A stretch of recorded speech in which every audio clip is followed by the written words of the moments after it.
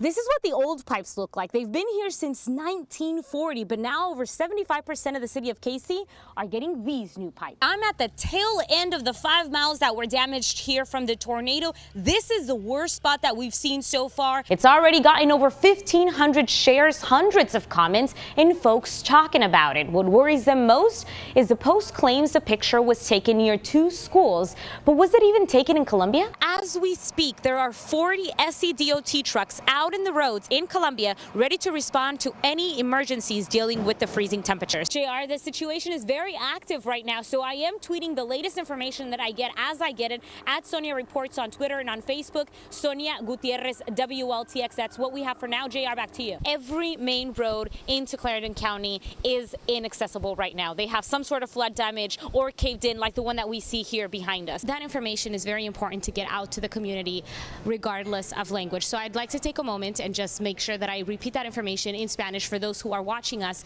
that do not speak the language. Para nuestros televidentes que hablan español. In the last couple of months, Columbia Police Department has noticed an increase of break-ins and burglaries right in this area of Rosewood. Most recently, 3 businesses were broken into on Saturday, Sunday, and Monday. The first to be hit was the local Buzz. And I know a lot of you on the street, when you guys see me on stories, you're like, Sonia, do you really eat all of that? You better believe I eat all of it. So guys, we'll take it back to you, and I'm gonna dig in. And if you come over here, tweet at me. This is one of 68 roller coasters. Well, depending on who you ask, this might be the best prize. I can tell you for sure, it's the biggest. This is Scooter, a dog that was found behind the Move Fitness at West Columbia. His picture was posted on Lost and Found Pets in Columbia SC, and lots of you commented, lots of you liked the picture. But what's the story behind the picture? What's the story behind the dog? Where's it coming from and where's it going? So today we're on a mission to find out. Ready?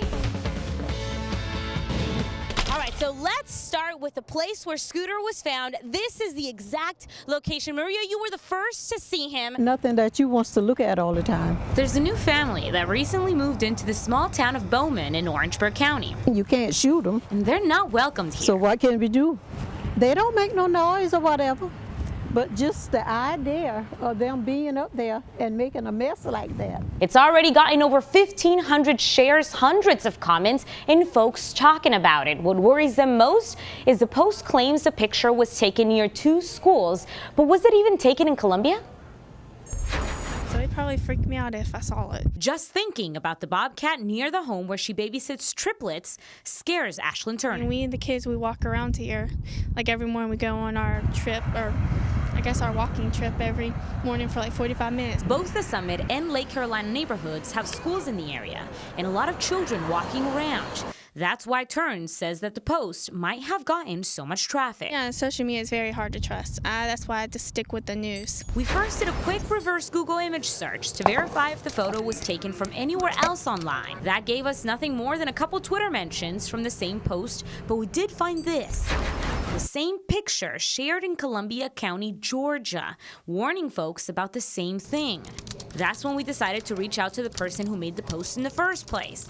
It took him no time to admit that it was a marketing strategy to put his, quote, brand out, end quote. He said the picture was taken from an old article, and this left neighbors furious. There's other ways you can promote your business besides giving false information and scaring people that live in the Summit. Well, back on May 1st, Joe Stroman was traveling down I-20 when his mail truck crashed through guardrails and into the watery river. After being underwater for a few seconds, Joe managed to climb on top of the cab where he waited to be rescued. Struggling to get air and weak from what happened, Joe says it was a voice on that bridge that gave him the strength to hang on. News 19's Sonia Gutierrez has been following the story and has more. Sonia? JR, that voice belongs to Fernando Bunch. We met him last week in Augusta, and it was Joe who asked us to help him find those who rescued him. Thanks to you, our viewers, we did. And today, Joe and Fernando met for the first time. Yeah, that's the voice I heard. A truck driver. That's it. Hero. That's a strong man right there. And a good Samaritan. We right here. Ain't nothing gonna happen. You a strong man. United by a tragedy. The moment I laid on the truck, that's when I heard this man start talking to me. And meeting for the first time. It's hard to believe it was raindrops like these. There's a big tree right across the street that caused so much destruction on the small but very close-knit community of the Lexington Old Mill. It's been a year, 365 days since this transpired. I still remember and love and adore the people that came out and just pulled together as a community. There was a lot of heavy lifting.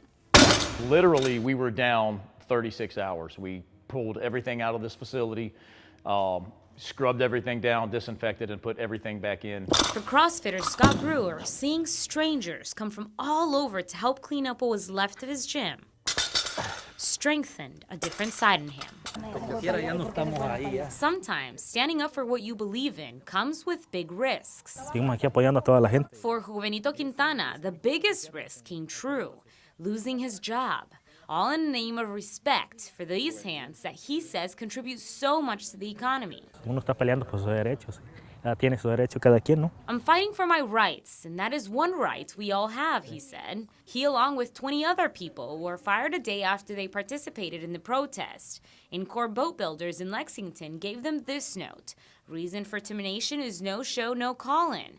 Their last day listed as February 15th, the day of the protest. I try to protest, but I always end up in the chair. You can always count on Justin Smith to tell you exactly what he's thinking, especially about school. My favorite part of the day is when we leave. Rebecca Smith-Hill is not the first teacher to see a child's ability through their disability. You are not going to find a harder working person than Nick or Cam. But she is the first at Dreher High School to help them use it. Salud, papi. No matter what language you speak, Y ahora pues ver qué hace con lo que le toque abrir. you understand what it's like to want to give your child a gift and not be able to. Rosa has 3 kids below the age of 10, and they all believe in Santa Claus. It's on there, but we can go through here. But he doesn't have a big beard, red clothes, or a pointy hat. He walks with a little limp, is a military vet, and spends weeks collecting gifts from 2 churches. That's all the light we got here. My name is Bessie Hilton. In the front of the lawns for some of the homes, there was water buildup, but definitely none worse than the one that we have seen here. My TV was out for a while, so I just listened to the radio and make sandwich and whatever. Nobody in, nobody out, and you talked to the woman who lives here. I did actually. Her name is Betsy. When you called me, I was sitting to the end of the table, and you asked me, was I all right? And I said, yeah. 1 year later, the chaos of that day has ended. But life for Bessie still isn't the same. I'm glad I know the Lord, because hadn't for him, a lot of us wouldn't have pulled through. Her faith is strong, but her floors are not. See, I got a hold to these. Then when I get in the laundry room, I got to step on another board to get to my washing machine.